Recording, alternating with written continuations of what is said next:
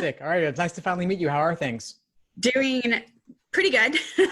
I've been just getting the hang of everything that you emailed over, the two different schedules. And I think I'm going to go with your suggestion on holding off until November. Fantastic. And just to give myself some extra time, because you can always use extra time to study. Of course. And that allows you more to achieve your fullest potential. So that's fantastic to hear. Exactly. Great. So I'm happy to support you however I can. Are there any particular challenges that you're facing right now in terms of getting started? I know that games are still my hardest. Even when it comes to, now the simpler games I can build the game up and get through it, because a lot of it I know are basically, if you just follow the rules, you can answer the questions. But some of the more difficult games I started studying, like multilinear games, and those are, I'm going to say, a challenge right now. Reading comp, I'm going to say, is probably where I'm going to kill it, where I'm really good at. And even with LR, I feel pretty good about it. There's some things on LR that I know I can improve, but games are definitely my weakest. Sure. Well, I've got plenty on games inside the course, and the good news is that games are the most learnable and perfectible section. Good. Actually. So that's good news. If that's your problem area, you have plenty of room to improve from there. So that's fantastic. I would just say, follow the schedule, work through the games by type, use the explanations, and you'll get there. That sounds good. So I think that's where I'm going to try to spend, since I know that's where my weak side is, I'm going to try to spend more time on the games and really trying to build from there. And one thing I do notice, as long as you understand a lot of things from LR, like the, with the sufficient and necessary, and there's a lot of, everything's very similar. If you can kind of get that, you can kind of get the games as well.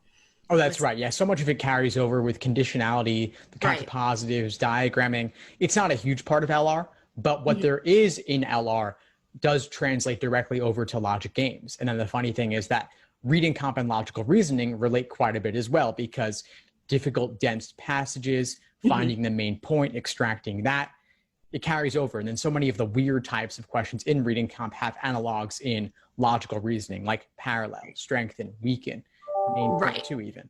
And I do have a subscription to The Economist just to kind of give myself more dense reading, and just also staying up with everything that's going on right now in politics and everything too. So I think it's kind of a win-win for both.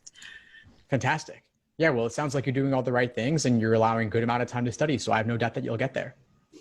Do you think the closer I get into November, I should look at like more one-on-one tutoring if I'm still having a lot of issues with games? Yeah, as it gets closer, if you find that there are certain areas you just can't crack on your own, then definitely reach out. I'll do what I can to help. Either maybe we could explore the possibility of working together, or I could refer you to someone else, depending on what the nature of what it is that you're looking to do. But yeah, definitely be open to the possibility. But you've got the course for now and you just got that. So I would start there and dive into that. Yes. And I think too, I'm just trying to make sure, as far as, should I start focusing more on the practice test and what you gave me, or should I continue the homework too?